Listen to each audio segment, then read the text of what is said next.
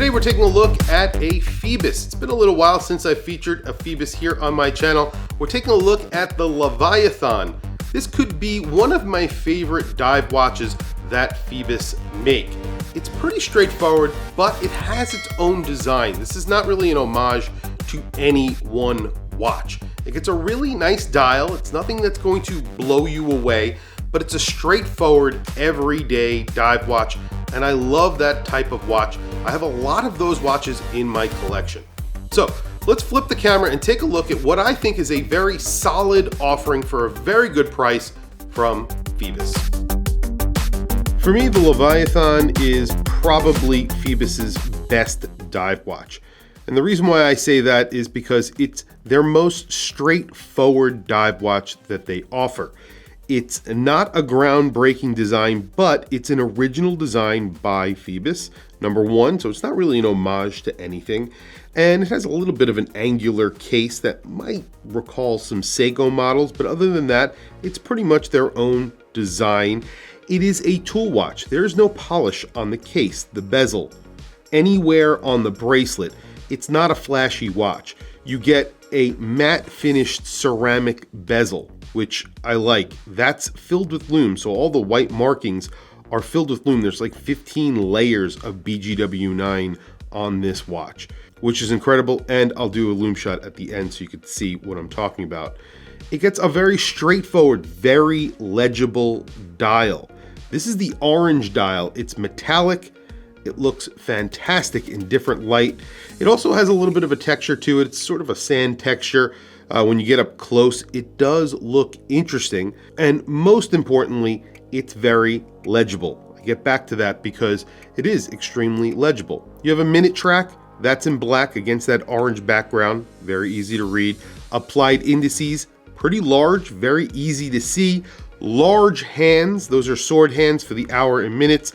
Again, very liberally applied with lume. You have a little arrow for the second hand, a little bit of lume on there as well. Right below the 12 o'clock is the PHOIBOS logo. It doesn't say PHOIBOS on the dial. Then right above the 6 o'clock, you have automatic, and then the depth rating, which is 200 meters of water resistance.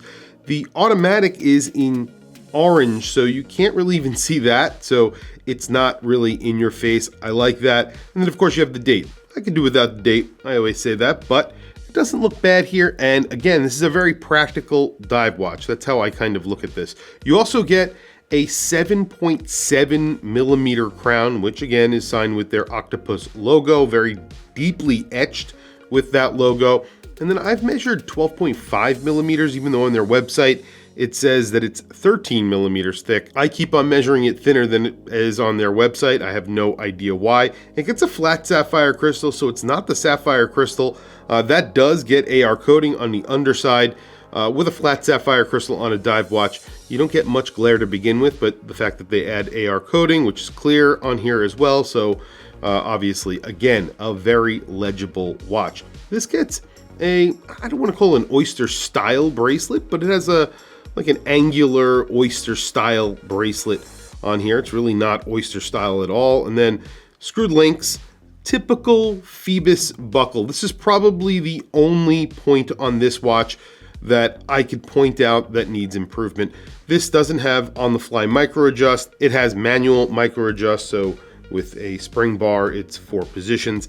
I would like to see something that's on the fly with this watch. The price on here is $315. So this buckle is acceptable at that price, but there are watches out there that are offering on-the-fly micro adjust at around this price. That being said, this is forgivable at this price when you consider that the case is really nicely finished, the bracelet's really nice, the dial is really nice, and the amount of lume that they put on the dial. The lume is what is expensive. It's probably more expensive to really lume a watch like this one is than adding the micro adjust. I'm not sure if they will ever do that.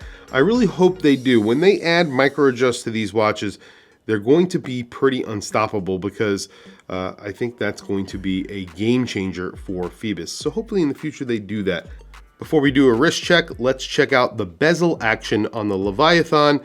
Now I've done this a few times and I've noticed that the bezel here, and let's just listen to the bezel for a second.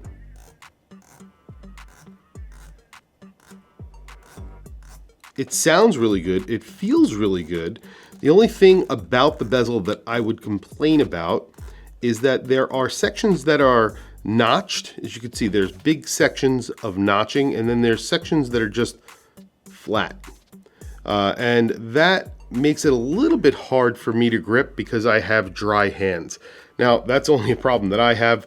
If that was polished, maybe it wouldn't be as slippery, but I do find it slippery and a little bit hard to turn. But other than that, I think it sounds good and feels really good. On my wrist today, I have a Behemoth, a watch that I wear very often. I still like wearing large watches. This is my IWC Ingenieur perpetual calendar with a digital display for the month and day.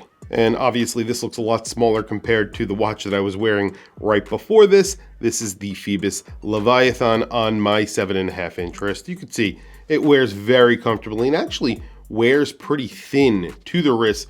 Considering this is under 13 millimeters thick, you get a screwed-in crown, screwed-in case back, and 200 meters of water resistance. This is powered by an NH35, so a Seiko NH35 inside, automatic movement. So all those things considered, this is actually a pretty thin watch. Lume on here is very, very good. Always PHOIBOS put a lot of lume on their dials, on their indices and hands, of course, and the bezels. 15 layers of BGW9, you really cannot go wrong. Obviously, very thickly applied, so it's very, very bright. $315 is a pretty damn good price for this watch. Tell me what you guys think down in the comments below. I want to hear from you guys. Really only two problems with this watch. That buckle, which I wish they would upgrade. And then of course the bezel action. For me, I have dry hands, so it is a little bit hard with those sections that are sort of smooth, not polished, but brushed. Makes it a little bit hard for me to grip. That's really it. Those are my two complaints. Other than that, there is a lot to like about this watch. Tell me what you guys think down in the comments below. I want to hear from you guys. What do you think of this watch? What do you think of PHOIBOS? I really like the dial color on here.